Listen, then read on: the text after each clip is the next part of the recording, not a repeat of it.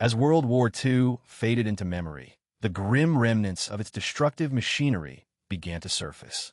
For years, items buried or sealed away emerged unexpectedly, not as mere debris, but as tools explicitly designed for killing.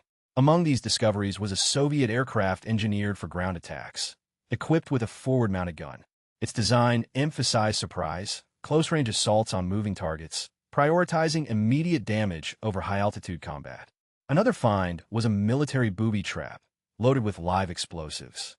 Undetonated, it posed a significant risk, as any impact could trigger a deadly explosion. Its purpose, to inflict casualties at short range through direct injury.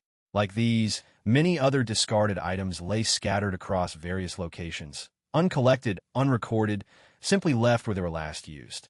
What unsettling discoveries continue to appear decades after the century's largest conflict?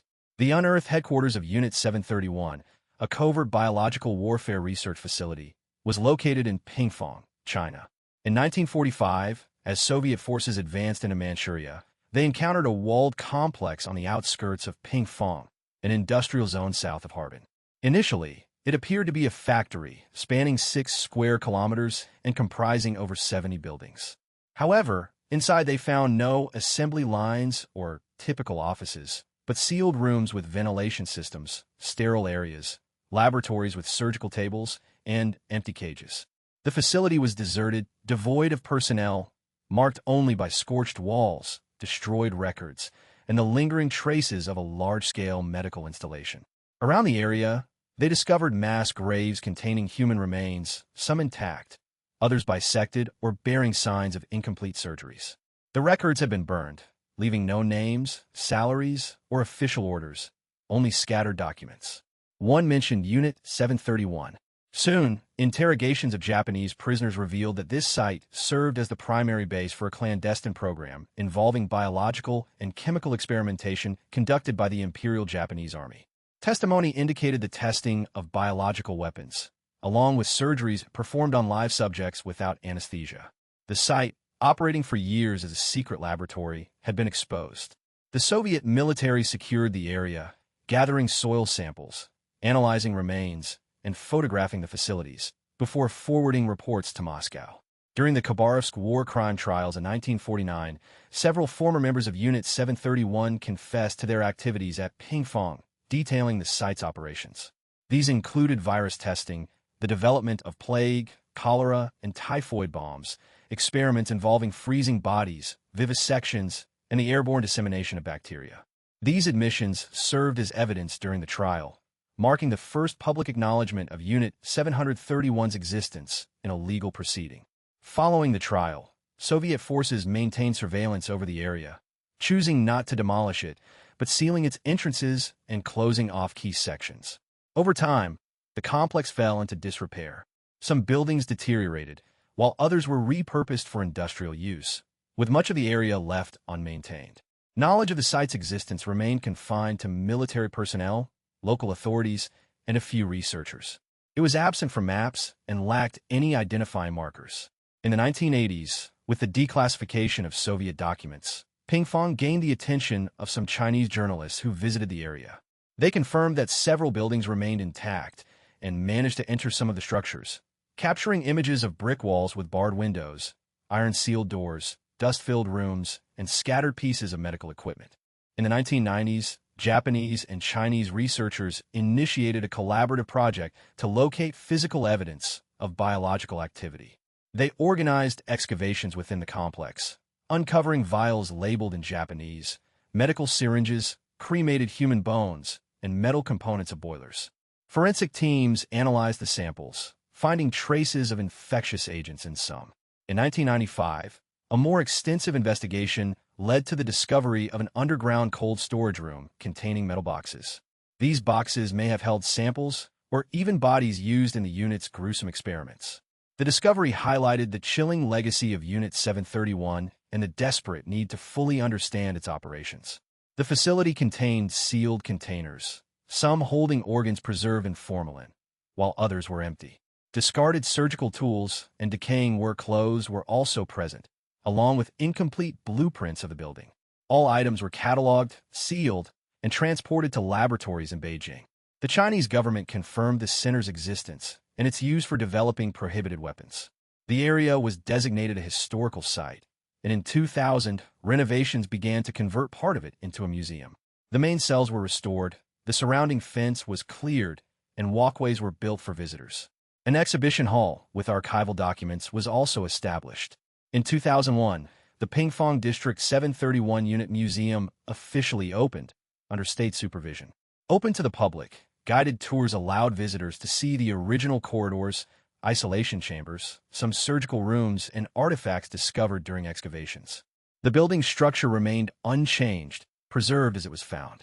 Among the exhibits were syringes, scalpels, models of biological bombs, medical manuals, containers holding human organs, and bone fragments. Photographs taken by Soviet soldiers in 1945 were also on display, along with maps of the complex and its affiliated units, and recorded testimonies from survivors. The museum also houses documents recovered by the Soviets, including laboratory reports, patient lists with code numbers, and diagrams showing the airborne dispersal of bacteria. Some papers included technical drawings for bombs with glass compartments for transporting infected insects. In 2010, a new excavation uncovered a trench containing over 100 bodies. Chinese experts exhumed and analyzed them, determining that most were adult males, though there were also children's remains. The bodies showed signs of surgical cuts, untreated fractures, and indications of freezing. Analyses confirmed they were not soldiers or medical personnel, but test subjects. In 2015, an international team verified the authenticity of the structures within the museum, confirming that the building materials matched those used by the Japanese Army from 1936 to 1945. They also confirmed the presence of plague and anthrax traces in the soil in certain areas of the complex. Today, the site functions as a memorial center. Filming is prohibited outside designated areas, and photography is not allowed in the medical rooms. All visits are accompanied by authorized personnel. Informational materials are provided to visitors detailing the dates, names, and access routes to Unit 731 facilities in other areas of China. The museum hosts student groups, international delegations, and human rights committees. It is also a subject of study for war crimes researchers and bioethics experts. The information presented is based solely on evidence found on-site or official documents obtained after Japan's surrender. Around the outer perimeter, a memorial with the names of identified victims has been erected. This list is incomplete, as no official figures have been confirmed. Estimates vary, but most scholars agree that over 3,000 people died within the complex. Tens of thousands more were affected by experiments conducted outdoors. The site has been designated a protected area by the Chinese government, prohibiting new construction on the land or the opening of shops nearby. Every August 13th, a memorial ceremony is held, with offerings placed at the entrance. Families of victims, survivors, and diplomatic representatives attend. In recent years, new research has proposed digitizing all documents found at Pingfang, with the goal of creating an accessible archive for universities and human rights research institutes. To date, over 10,000 pages of records, medical reports, images, and diagrams have been scanned. The Pingfang base is the only World War II biological weapons center found intact, with preserved physical remains, documents, and structures. It is not a reconstruction or a replica. It is the actual site discovered after the Japanese Army withdrew, with no alterations to its original design. While other similar laboratories were destroyed or permanently sealed, this site was exposed due to on-site discoveries. Its value lies in its authenticity, offering a tangible link to a dark chapter in human history. The preservation of Unit 731 as a museum and research center allows future generations to learn about the atrocities committed there and understand the dangers of unchecked scientific ambition and inhumane experimentation. The ongoing efforts to digitize and archive the documentation associated with Unit 731 ensure that this historical record remains accessible to researchers, historians, and human rights advocates around the world, further contributing to the collective understanding of the unit's activities and the scope of its impact. This digital preservation also serves as a safeguard against potential attempts to deny or minimize the significance of Unit 731's crimes, ensuring that the truth remains available for scrutiny and analysis. Beyond just the data it provided, the program demonstrated how a modern state's biological warfare initiative functioned during a global conflict. Ben Fa doesn't speak today, but he doesn't need to. Everything is documented on the walls, in burial grounds, and in surviving documents. The eagle from the German warship Admiral Graf Spee was recovered from the seabed off Uruguay. A 383 kilograms bronze sculpture was discovered off the coast of Montevideo, Uruguay. It was an eagle with outstretched wings, clutching a swastika. It had been submerged since 1939. This was part of the stern decoration of the Graf Spee. The ship was among the first to be sunk in World War II. After destroying numerous British merchant ships, Allied forces intercepted it in the South Atlantic. The confrontation occurred near the Rio de la Plata estuary. Graf Spee sought refuge in Montevideo harbor but received no assistance. Its captain ordered the ship evacuated and scuttled to prevent it from falling into enemy hands. The wreck has remained underwater a few kilometers offshore since then. A private salvage team recovered the sculpture decades after the sinking. They employed specialized cranes and professional divers. The operation was lengthy because the piece was buried in mud. When it was raised, it retained its original form, showing only wear from time and seawater. The Uruguayan government permitted the sculpture to be publicly displayed. It was exhibited in a protected and monitored area in Montevideo. The public flocked to see it. The sculpture provoked mixed reactions. Some wanted to see it as part of naval history. Others demanded its removal because of the symbol it carried. The controversy intensified when formal requests were made. The German government requested that the sculpture not be used for propaganda or displayed outside of a historical context. Germany does not allow Nazi symbols to be displayed except in museums or educational settings. They did not want the sculpture used in image campaigns or as an attention-grabbing object without explanation. Their request was clear: preserve it as a piece of history, not as a trophy. Faced with this diplomatic pressure, Uruguay decided to auction the sculpture. The sculpture is no longer in public hands. It was sold to private buyers with certain conditions on its use. The proceeds were given to the company that salvaged the piece from the seabed. The auction details were not made public, nor was information about the buyers. The sculpture has been withdrawn from circulation and is no longer on display. The Graf Spee eagle is one of the few objects with symbolic value and a direct link to the Nazi regime to be recovered intact from a shipwreck. Most such relics remain on the seabed as part of the ship. However, in this case, the salvage was technically documented and faced no initial legal challenges. Today, the wreck's location is marked on nautical charts. The rest of the ship remains untouched, with only a few minor parts salvaged in previous operations. The Graf Spee remains underwater as it was sunk, and the eagle went from being submerged at sea for decades to being at the center of a diplomatic dispute before disappearing from public view again. The Yamashita treasure, hidden in the Philippines, has been a topic of discussion for years. Many believe Japanese soldiers buried treasure in the Philippines at the end of World War II. It is said to be gold, jewelry, and items stolen from various Asian countries, hidden in tunnels, caves, or secret passages. This story is linked to General Tomoyuki Yamashita, who commanded Japanese forces there. Some accounts claim that as the Japanese army retreated, they used prisoners and forced labor to dig underground tunnels where they hid the loot. Once the work was finished, they used explosives to seal the tunnels, trapping the diggers inside to prevent them from revealing the location. For a long time, no clear evidence confirmed this story. However, treasure hunters have actively searched for it. Some claim to possess maps, while others claim to have information provided by soldiers. In the 1970s, a Filipino man named Rogelio Roxas claimed to have found one of the hiding places. Roxas alleged that he discovered a hidden chamber containing gold bars and a golden Buddha statue. He stated that he removed some of the gold, but was later apprehended by government officials who confiscated the remaining treasure. Roxas then filed a lawsuit against Ferdinand Marcos, the then president of the Philippines, for the alleged theft of the treasure. The case went through various courts, and in 1996, the Hawaii Supreme Court ruled in favor of Roxas's estate, awarding them a substantial sum in damages. However, the Philippine government disputed the ruling, and a legal battle continued for years. Despite the court ruling, the existence and location of the Yamashita treasure remain a mystery, fueling further speculation and searches. The story has become a popular legend, inspiring numerous books, documentaries, and films. Whether the treasure is real or simply a myth, the legend of Yamashita's gold continues to capture the imagination of many. The search for Yamashita's gold also reflects a broader interest in lost treasures and historical mysteries. Throughout history, stories of hidden riches have captivated people, leading to expeditions and quests to uncover them.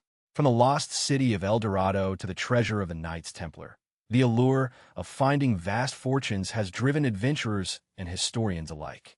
The Yamashita treasure is just one example of these enduring mysteries, and its continued popularity highlights the human fascination with the unknown and the possibility of discovering untold wealth. The legend also touches on themes of war, conquest, and the consequences of conflict, reminding us of the human stories behind historical events. The stolen artifacts and the forced labor used to hide them serve as a grim reminder of the suffering caused by war and the lengths to which people will go in pursuit of power and riches. As long as the treasure remains undiscovered, the legend of Yamashita's gold will continue to intrigue and inspire. Changing focus to Nazi expeditions, highlighting their unusual interests. A man named Roses claimed to have discovered a solid gold Buddha statue and chests filled with gold bars inside a cave. He alleged that the military promptly stole everything. Roses spent years in court trying to prove his discovery. Though he died before the case concluded, his story remains one of the most talked about. Some who knew him believed he genuinely found something valuable.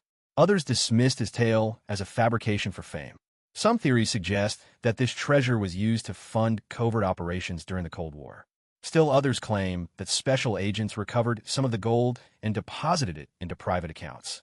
However, no official documents support these claims. In the Philippines, people continue to dig in certain areas, hoping to find something. Occasionally, they unearth fragments of boxes, old tools, or abandoned tunnels. Yet, no concrete evidence has surfaced to prove the treasure's existence. The Japanese government has never admitted to moving such a treasure. There are no detailed records of an official plan to hide valuables in the Philippines.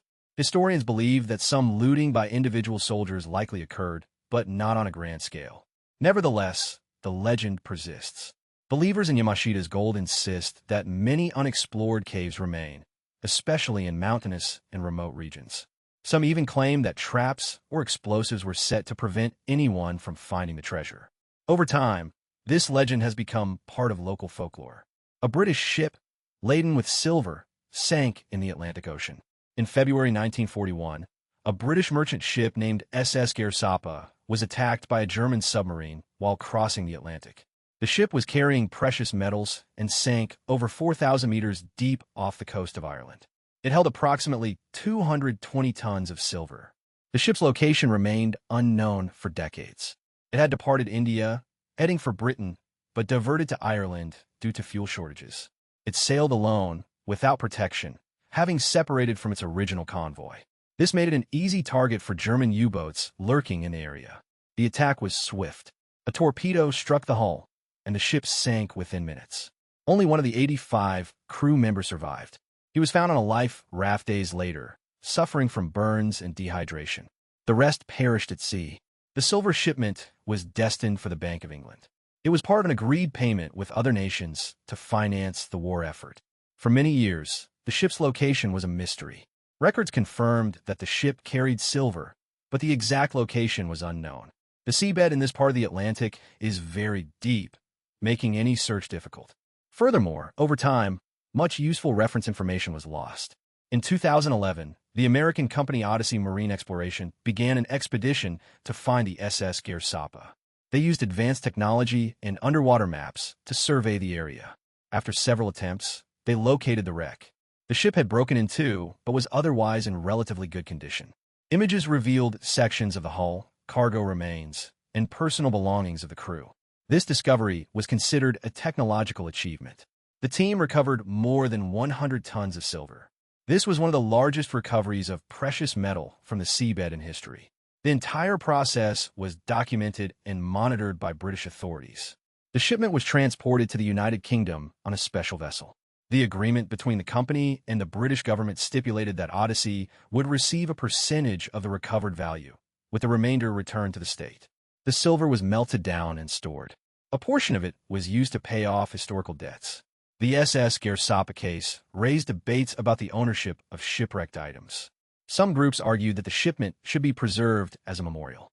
Others said that recovery was legitimate if the technology existed to do so. In this case, the British government gave permission because they owned the ship and the cargo was very valuable. There was also debate about whether to attempt to recover human remains or only retrieve the metal cargo.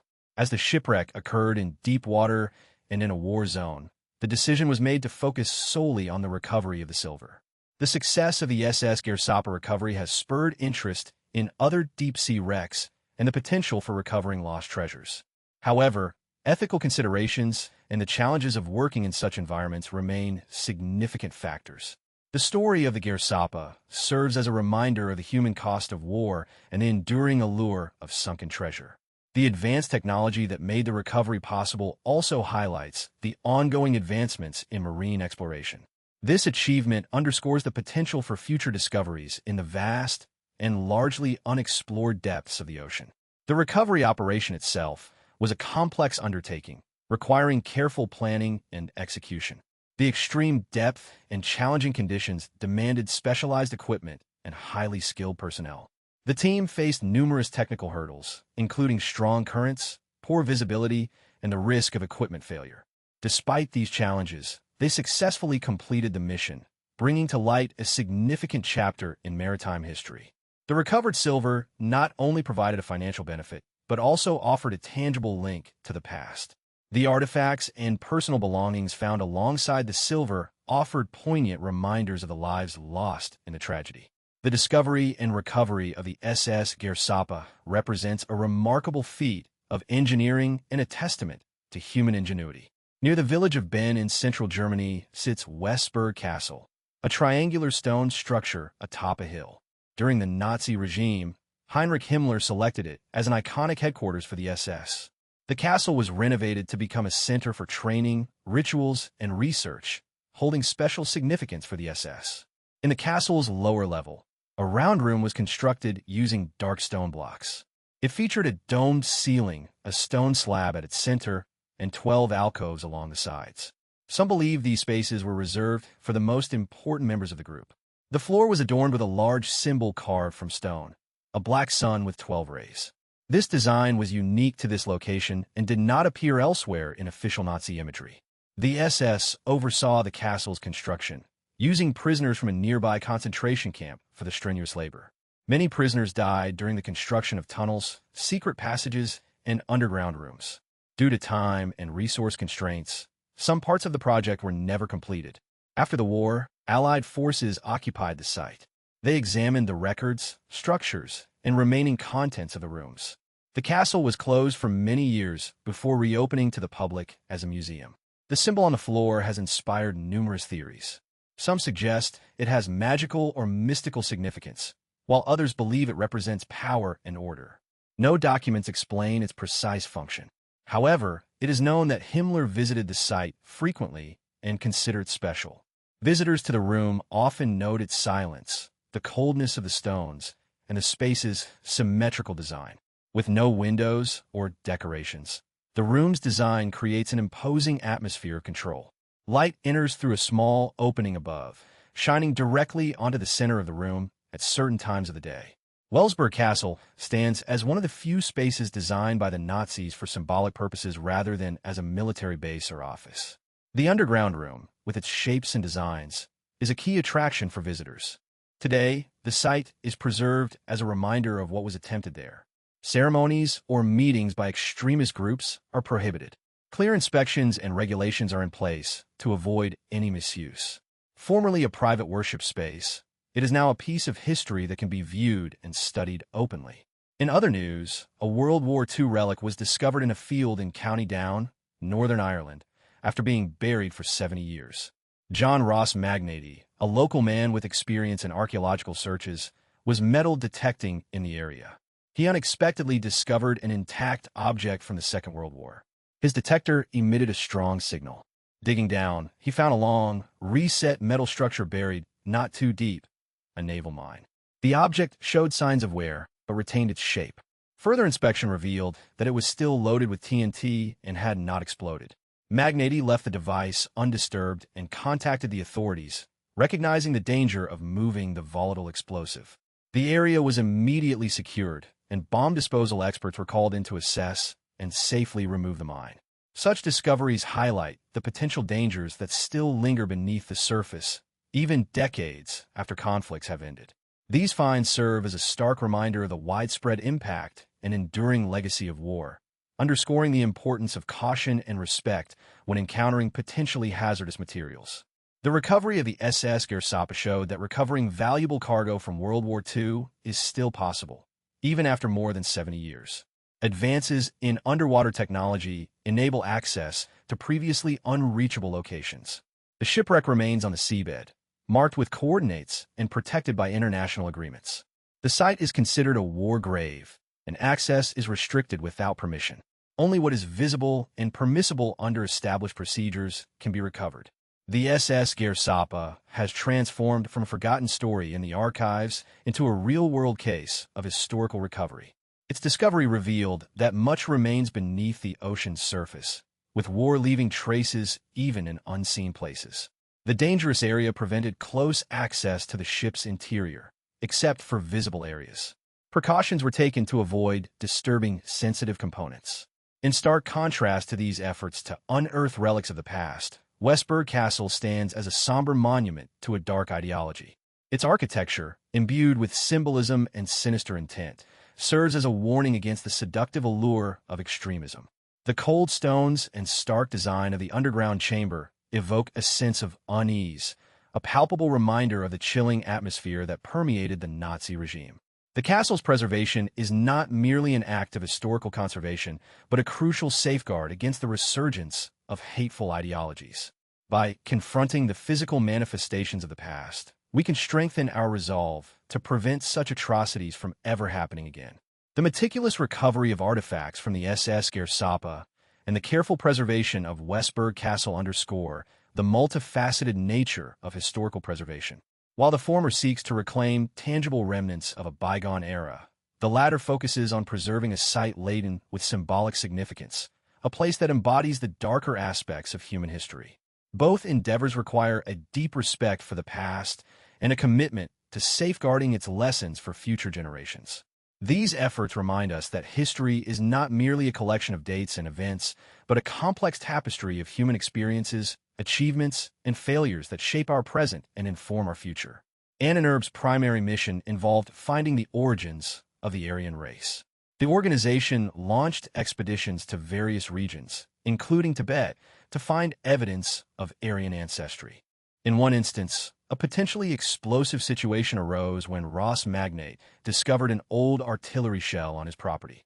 Recognizing the danger, he immediately contacted the authorities. Police quickly arrived and secured the area, confirming the shell was over 7 decades old and contained approximately 1 kilogram of explosives. Although time had taken its toll, the shell remained highly dangerous. Bomb disposal technicians examined the device using cameras, detectors, and pressure sensors, determining its internal instability.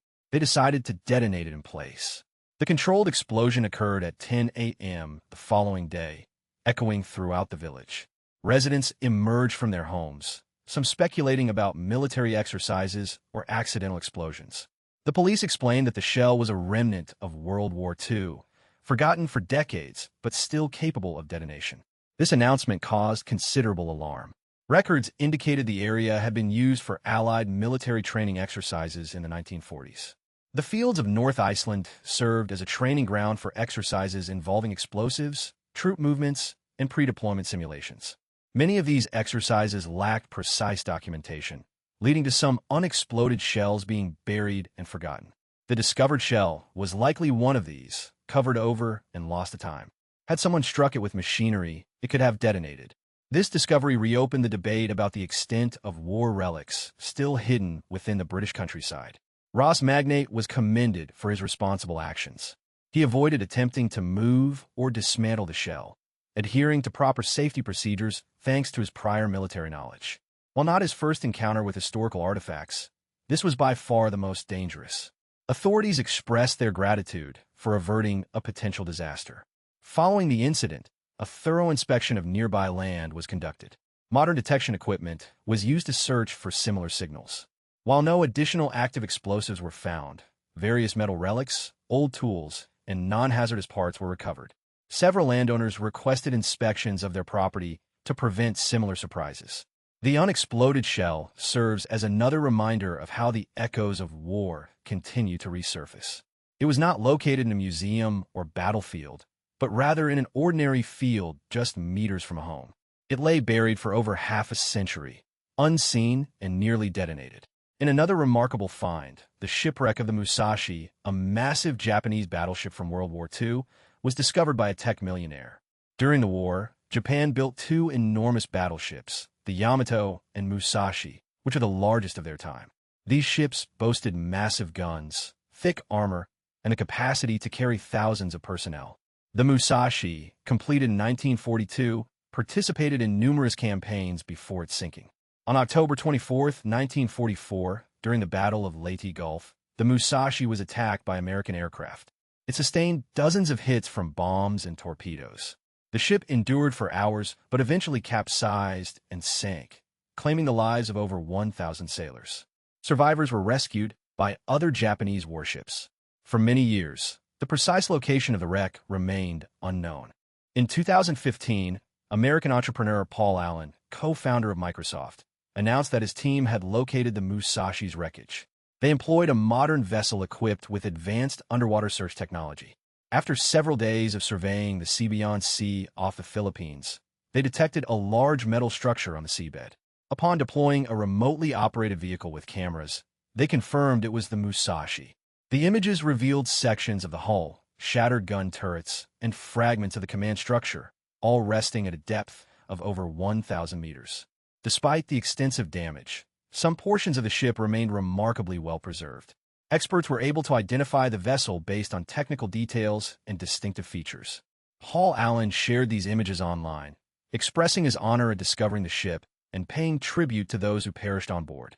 No artifacts were recovered from the site, which is considered a war grave and remains undisturbed. The discovery of the Musashi holds significance for several reasons. Firstly, it solved a long-standing mystery. Secondly, it demonstrated the application of advanced civilian technology to a task previously undertaken primarily by governments. And thirdly, it helps to memorialize an important event in the Pacific theater of World War II. The ship represented a substantial investment by Imperial Japan and was designed for battleship-to-battleship engagements. However, the nature of warfare had evolved, with aircraft carriers assuming a more prominent role. By the time the Musashi was deployed to Leyte Gulf, its strategic value had diminished. Nevertheless, it was sent into battle. Turning to naval history, the Musashi, a symbol of Japanese power, met its end during a relentless and well-coordinated attack by American aircraft. The ship sustained significant damage before sinking. Its remote location made the search for the wreckage difficult for decades due to the great depth and lack of reference points. This discovery offers crucial context for other battles in the region, aiding historians in studying the routes of Japanese convoys and the military decisions made at that time. Underwater images reveal the ship's structure after the bombing. Today, the Musashi rests on the seabed, protected by international laws that prohibit commercial exploration or tourism. It remains a war-marked space, a silent memorial to those lost. In another theater of war, the Supermarine Spitfire, a British fighter plane widely used in World War II, was deliberately buried after the conflict. Known for its design, speed, and maneuverability, the Spitfire became a symbol of British air defense. However, some of these aircraft were hidden far from the United Kingdom after the war. At the end of the war, British authorities decided to conceal a group of these planes in Myanmar, formerly Burma. Instead of bringing them home or handing them over to the new local government, they chose to disassemble and bury them. The aim was to prevent them from falling into the wrong hands during the unstable post-war political climate. Reports indicated that the Spitfire parts were stored separately in large wooden crates, buried in marked areas near former military airfields. For decades, the story circulated as a legend among veterans and aviation enthusiasts. In 2012, David Kundal, a British farmer and aviation enthusiast, spearheaded an effort to excavate the planes. With private funding and permission from the Myanmar government, the search began around Rangoon Airport, fueled by high expectations. Some believed as many as 20 aircraft lay underground. Using detection equipment and terrain analysis, the team began digging. However, the results proved inconclusive. Despite excavations in multiple areas, no clear signs of the planes were found. Ground markings did not match historical maps, and while there was evidence of ground disturbance, its exact nature remained unidentified. The lack of definitive evidence led to the project's suspension. Nevertheless, many continue to believe the Spitfires are still there, perhaps in a different location or at a greater depth. Some attribute the failure to inaccuracies in old documents, while others speculate the planes were moved without leaving traces. During the investigation, testimonies emerged from soldiers claiming involvement in the burial, along with reports from the British military detailing instructions for transporting and concealing military equipment. This evidence bolstered the theory that the Spitfires were indeed buried. To date, no physical evidence confirms the existence of the buried planes, but neither has any evidence disproven it. The story endures among aviation enthusiasts and those seeking historical artifact from the war. What makes this case particularly compelling is the possibility that the Spitfires, if found, might be well preserved due to their storage in sealed crates, protected from the elements. Some even believe they could fly again after complete restoration. In the meantime, the search continues as a blend of historical investigation and personal adventure. This case remains one of the few accounts of aircraft being deliberately buried, not destroyed in combat, but hidden by military decision. In another instance of wartime secrets, a homing pigeon carrying a coded message was discovered in England. In 2012, a resident of the village of Bleakney, Surrey, made an interesting discovery while renovating a fireplace in his old home. Amidst the dust and debris, he found the skeleton of a pigeon.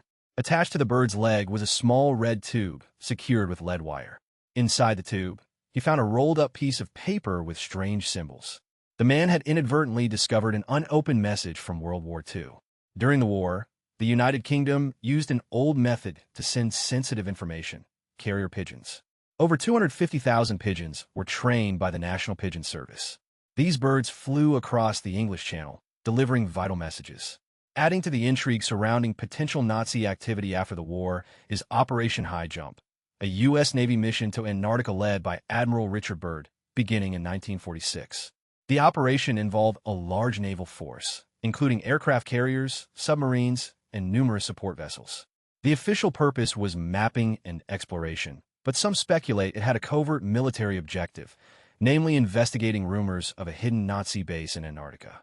The rumors, fueled by unsubstantiated claims and conspiracy theories, allege that German U-boats transported high-ranking Nazi officials and scientists to Antarctica after Germany's defeat. These individuals supposedly established a secret base, known as Neuschwabenland, in a region of the continent. The rumors suggest that the base was technologically advanced and potentially posed a future threat. While there is no credible evidence to support the existence of such a base, the theories persist and have become intertwined with the mythology surrounding Admiral Byrd and Operation High Jump. Some conspiracy theorists claim that Byrd's expedition encountered resistance from advanced flying machines, purportedly of Nazi origin, leading to casualties and a premature withdrawal of the operation. This interpretation contradicts the documented facts of the mission, which confirm that it was primarily a mapping and training exercise. Operation High Jump involved extensive aerial surveys, the establishment of research bases, and various scientific investigations. The operation aimed to expand geographical knowledge of Antarctica, test military equipment in extreme cold weather conditions, and consolidate U.S. territorial claims on the continent. The mission achieved significant scientific and exploratory goals, despite facing challenging weather conditions and logistical difficulties. Admiral Byrd's involvement added to the mystery, given his fame as an explorer and his previous expeditions to Antarctica. His pronouncements about the continent, sometimes taken out of context, fueled speculation about hidden worlds and unknown dangers. The combination of historical events, rumors, and misinterpretations has made Operation High Jump a subject of fascination for those interested in conspiracy theories and alternative history. Despite the lack of verifiable evidence, the enduring rumors about Nazi activity in Antarctica highlight the powerful appeal of conspiracy theories and the human tendency to seek hidden explanations for complex events. The story of Operation High Jump serves as a reminder of the importance of critical thinking and the need to distinguish between fact and fiction when evaluating historical claims. The operation, while documented as a legitimate military and scientific endeavor, remains shrouded in mystery and speculation due to the persistent rumors surrounding Nazi involvement. These rumors, although unfounded, have contributed to the enduring fascination with Antarctica and the secrets it may hold. They also highlight how historical events can be reinterpreted and transformed into elaborate conspiracy theories, capturing the imagination of those seeking alternative narratives. The official documentation of Operation High Jump paints a different picture, emphasizing its role in mapping, exploration, and scientific research. The U.S. Navy invested significant resources in the mission, deploying a large contingent of personnel and equipment to the Antarctic region. The expedition established several research bases, conducted extensive aerial surveys, and gathered valuable data on the continent's geography, geology, and weather patterns. The findings from Operation High Jump contributed to a better understanding of Antarctica and its role in the global climate system. However, the conspiracy theories persist, often overshadowing the documented achievements of the mission.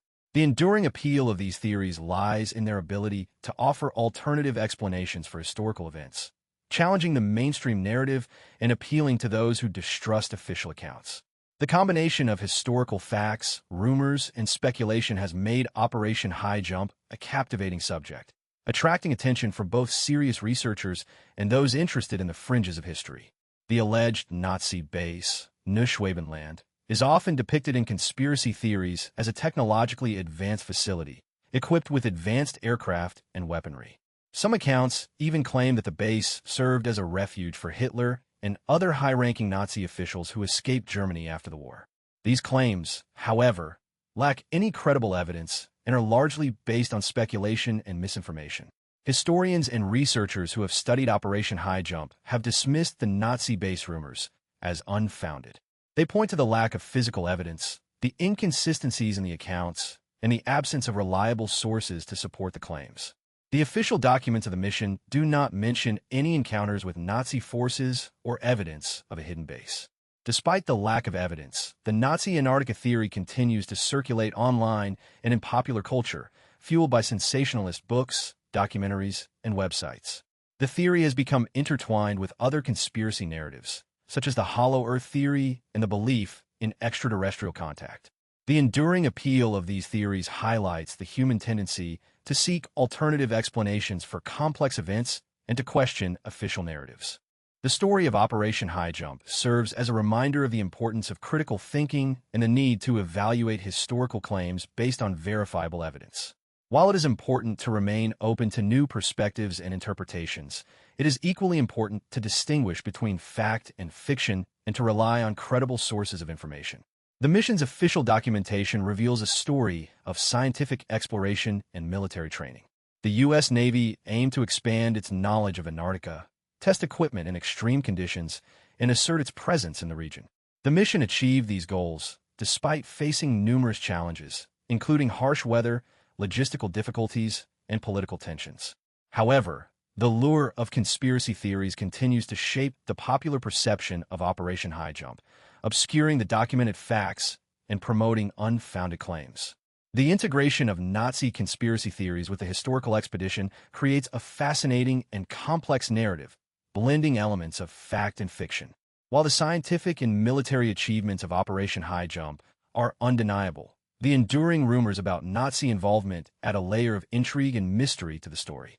This combination has made Operation High Jump a subject of continued interest and debate, captivating the imaginations of those interested in both history and conspiracy theories. Shifting focus to the technological advancements made by the Nazis, debates often arise regarding what to do with Nazi propaganda items. In Germany, private ownership of these items is strictly controlled, but museums are permitted to keep them for educational purposes. The goal is not to display them as mere curiosities, but to explain what they represented in the past. This discovery reminds us that traces of the past are sometimes closer than we think. No need for hidden clues or ancient maps. Sometimes, a hammer striking an old wall is enough to reveal pieces of the past that many thought were buried. Consider the aerial signs, messages in stone that pilots saw from above. During World War II, while much of Europe was ravaged by bombings and battles, Ireland chose a different path. They declared neutrality, refusing to align with either the Allied or Axis powers. However, this stance created suspicion, pressure, and a pressing need to demonstrate, even from the air, that they were not involved in the conflict. To clarify this message, the Irish government constructed over 80 massive signs along its coastline. These signs consisted of words created from white stones and lime, simply spelling out Ireland's name in Gaelic. The letters ranged from 10 to 12 meters in length and were designed to be visible from the air to pilots flying over the country.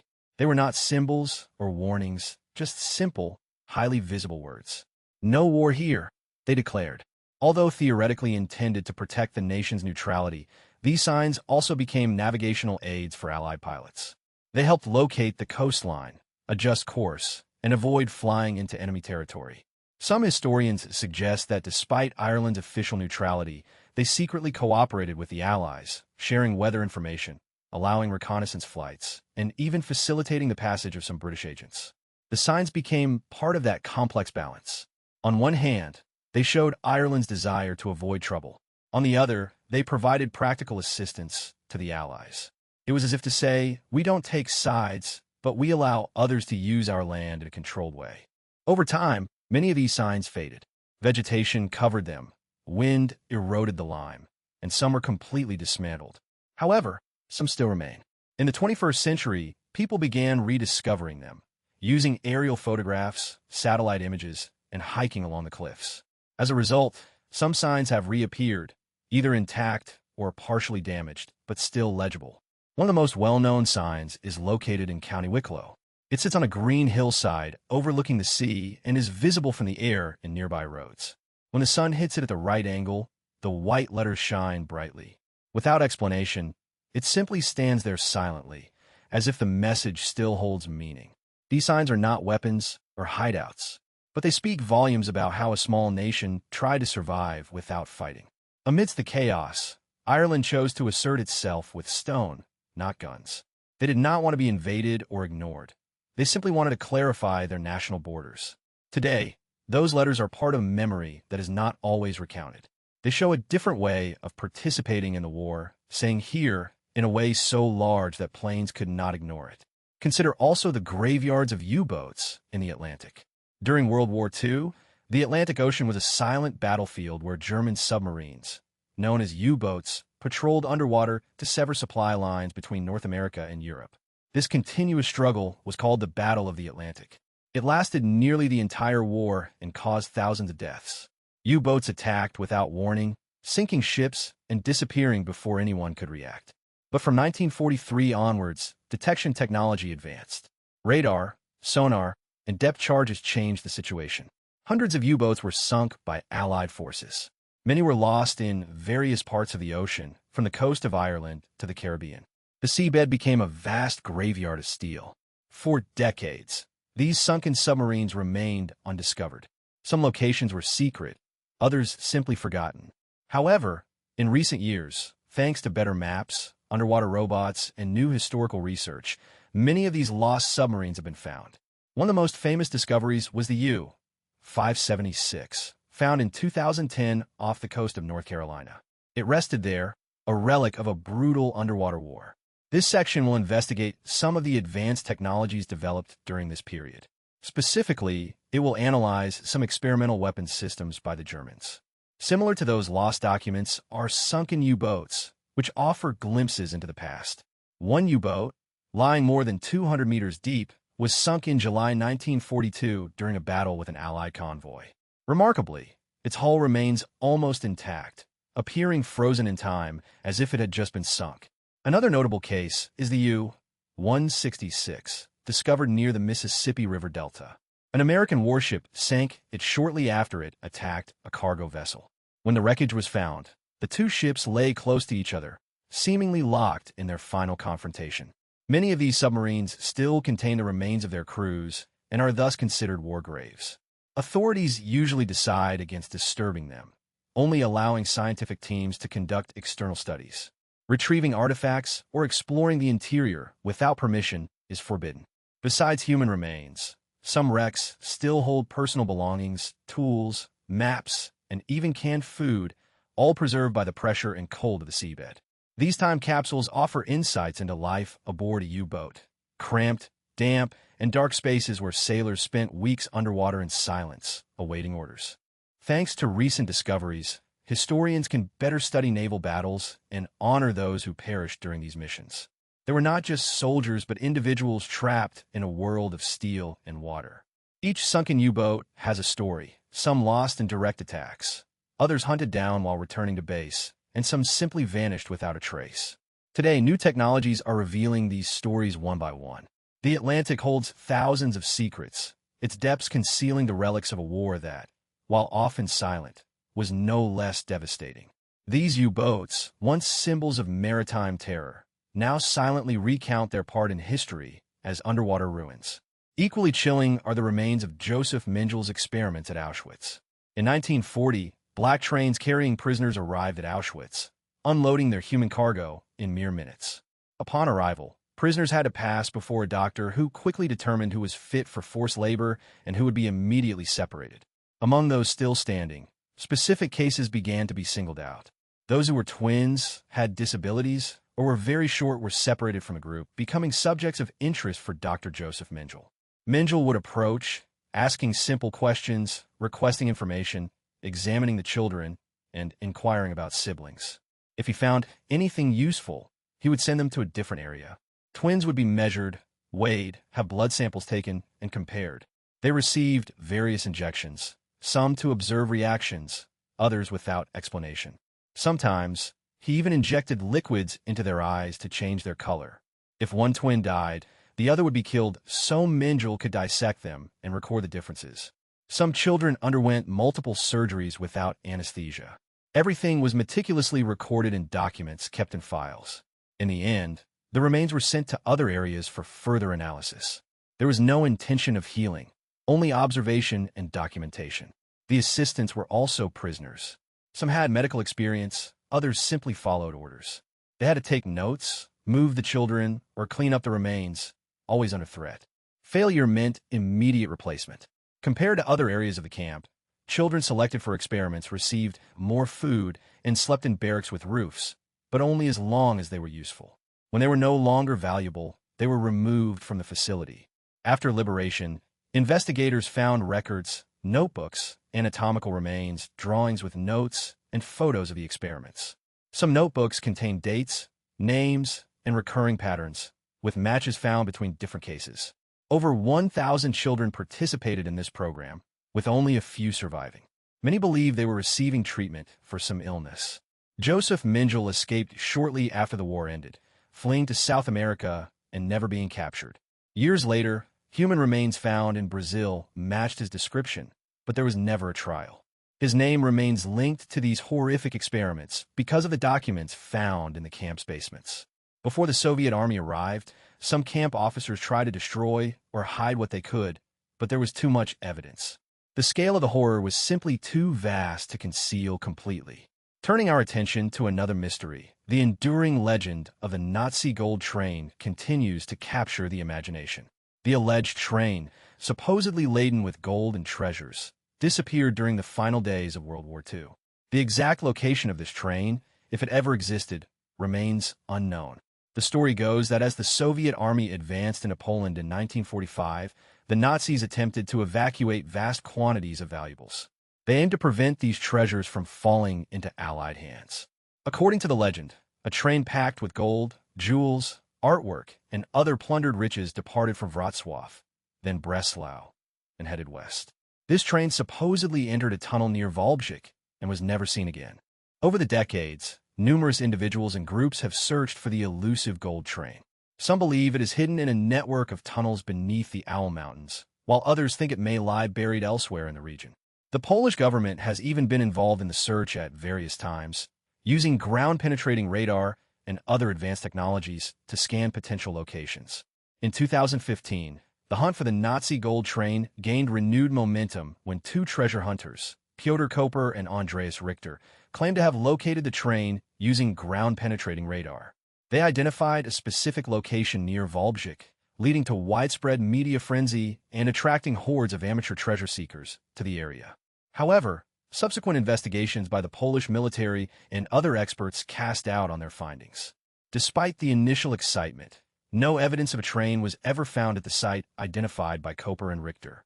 The ground-penetrating radar images proved inconclusive, and further excavations revealed no signs of a hidden tunnel or railway tracks. The search was eventually called off, leaving the mystery of the Nazi gold train unresolved. Skeptics argue that the entire story is nothing more than a myth, fueled by local folklore and wishful thinking. They point out that there is no concrete historical evidence to support the existence of such a train. Furthermore, they suggest that any valuables transported by the Nazis would have likely been moved in smaller, less conspicuous shipments. However, proponents of the gold train theory maintain that the truth is still out there, waiting to be discovered. They believe that the train may be hidden in a previously unexplored tunnel, or that the evidence may have been deliberately concealed. The mystery of the Nazi gold train continues to fascinate people around the world, and the search for the lost treasure may one day resume. The allure of untold riches and the desire to unravel a historical enigma keep the legend alive. Whether fact or fiction, the story of the Nazi gold train serves as a reminder of the chaotic final days of World War II and the enduring mysteries that continue to intrigue us. Adding to the historical context, the Channel Islands provide a clear example of Nazi occupation tactics. Remnants of tools, documents, and skeletal remains confirmed what happened there. The German army occupied the Channel Islands in 1940. These British territories are located just off the coast of Normandy. They became the only part of the United Kingdom occupied by Nazi Germany during the war. Almost immediately after occupation, the Nazis started converting the islands into a military zone. Workers built defensive structures on Jersey, Guernsey, and Alderney. They erected concrete bunkers, watchtowers, artillery emplacements, underground tunnels, storage depots, and buried shelters. This was all part of the Atlantic Wall, a defensive line designed to prevent any seaborne invasion. Forced laborers and prisoners constructed these fortifications. They worked long, grueling shifts with simple tools and little protection. Their treatment was brutal. On Alderney, they even built labor camps. The bunkers were made from very thick concrete, often concealed among the rocks or buried underground. Some included ventilation systems, command rooms, space for ammunition, and connecting corridors to other defensive structures. From these points, they controlled beaches, hills, and vital roads. As the war dragged on, the islands saw more and more construction. As German power waned, they built even more bunkers. The islands became isolated after the liberation of France. No major battles occurred there. The surrender took place in May 1945. Many bunkers became obsolete by the end of the war. Some were buried or used for storage. Others remained intact, and today people can visit them. In some areas, original structures are still visible. The Channel Islands show how the Nazi regime prepared for an enemy landing that never happened. The defensive structures reveal the scale of military effort, even though they never saw action. Today, some blend into the landscape, while others lie hidden underground. Many structures have been renovated and now function as monuments or museums. Although the islands never saw large weapons deployed, the remaining structures illustrate a different side of the war, the constant fear of an invasion that never materialized. In a separate incident, a Soviet aircraft was found buried in a swamp in Poland. In a rural part of central Poland, local residents walking near a marshy area noticed a metallic object sticking out of the ground. It was the fuselage of an airplane. The mud covered almost everything, but the shape was still clear.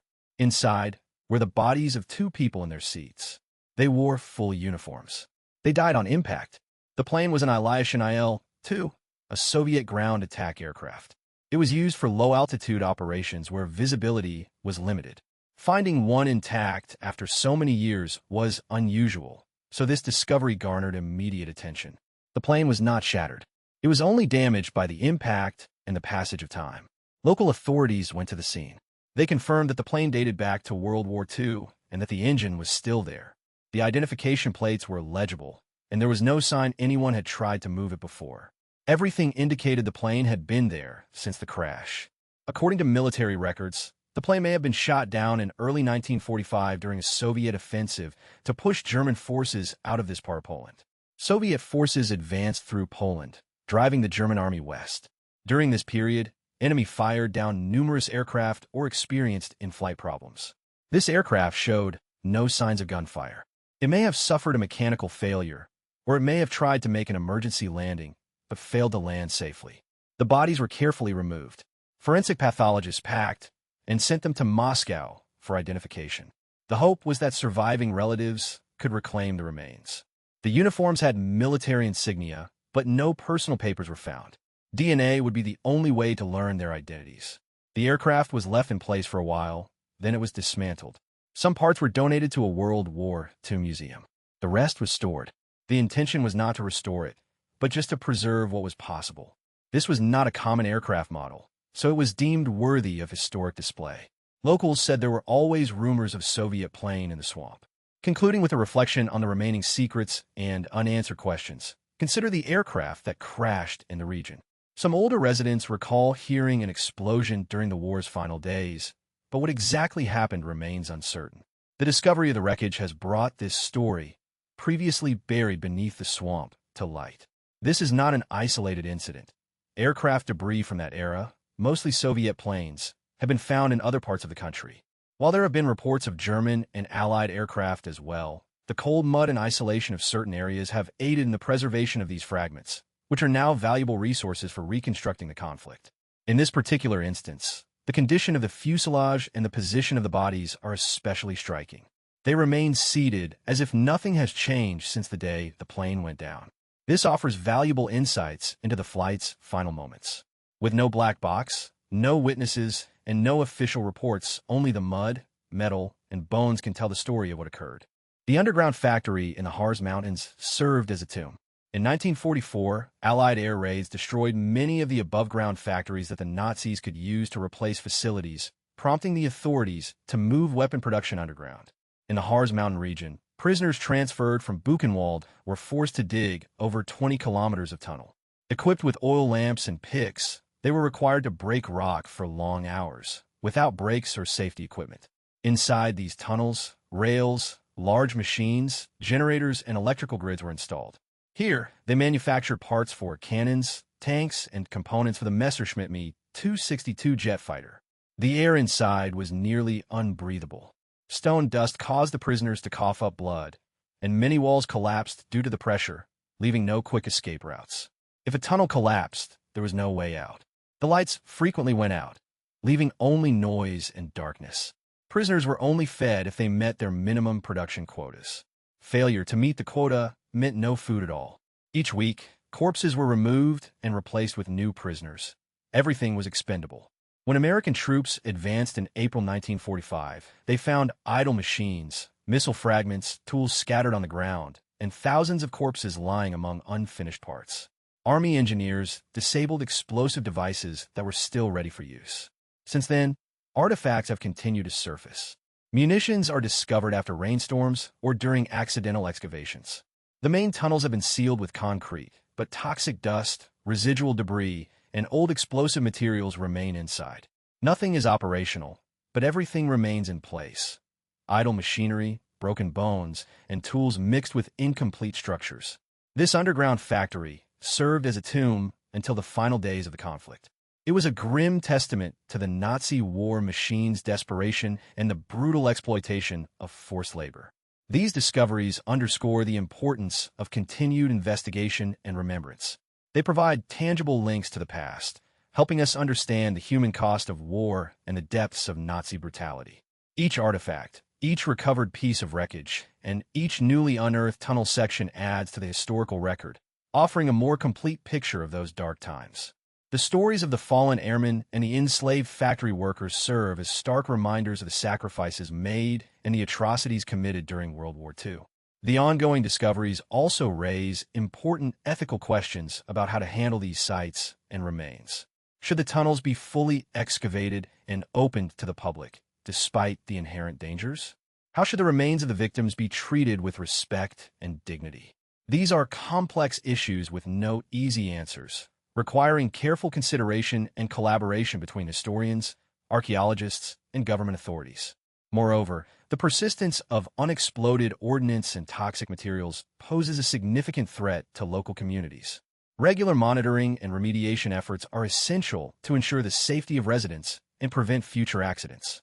The legacy of Nazi Germany continues to impact the environment and the lives of people living in these regions, highlighting the long-term consequences of war and the importance of responsible stewardship. The mysteries surrounding Nazi Germany extend beyond these specific discoveries. There are lingering questions about the fate of looted art and treasures, the extent of underground escape networks, and the full scope of Nazi research and development programs.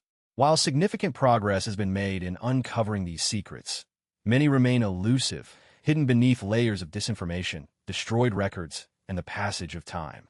The search for answers continues, driven by a desire to understand the past and prevent similar atrocities from happening again. Historians, researchers, and investigators are tirelessly working to piece together the remaining fragments of information, using advanced technologies and meticulous research methods. Their efforts are not only uncovering new facts, but also challenging existing narratives and prompting critical reevaluations of historical events. The story of Nazi Germany is a complex and multifaceted one, filled with both darkness and resilience. It is a story that must be told and retold, so that future generations can learn from the mistakes of the past and strive for a more just and peaceful world. The unanswered questions and lingering mysteries serve as a constant reminder of the importance of vigilance, critical thinking, and a commitment to truth. Even decades after the end of World War II, the remnants of Nazi Germany continue to emerge from the shadows, offering glimpses into the horrors of the past and challenging our understanding of history. The discoveries of crashed aircraft, underground factories, and hidden artifacts serve as powerful reminders of the human cost of war and the enduring legacy of Nazi brutality. As we continue to uncover these secrets, we must remain committed to preserving the memory of the victims and learning from the mistakes of the past. The quest for truth and justice demands nothing less. The echoes of the past resonate even today, urging us to remain vigilant against the forces of hatred and oppression. It is a solemn duty to remember, to learn, and to act in the pursuit of a better future. The unearthing of these remnants is not merely an academic exercise. It is a moral imperative. It is a way to honor the memory of those who suffered and died under the Nazi regime, and to ensure that their stories are never forgotten. By confronting the past, we can better understand the present and work towards a future free from the horrors of intolerance and violence. The journey of discovery is ongoing, and the pursuit of truth remains paramount. The discoveries also shed light on the resilience and resistance of those who opposed the Nazi regime. The stories of the prisoners who sabotaged the underground factories, the civilians who had Jewish families, and the Allied soldiers who fought to liberate Europe are testaments to the human spirit's capacity for courage and compassion in the face of unimaginable evil. These stories inspire us to stand up for what is right, even in the face of adversity.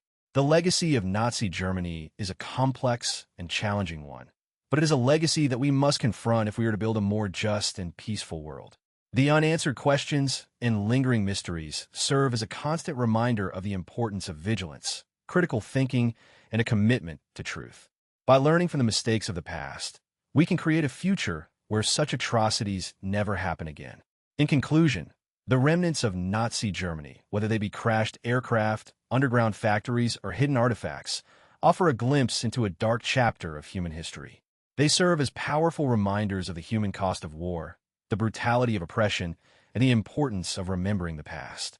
As we continue to uncover these secrets, we must remain committed to preserving the memory of the victims, learning from the mistakes of the past, and working towards a future free from the horrors of intolerance and violence.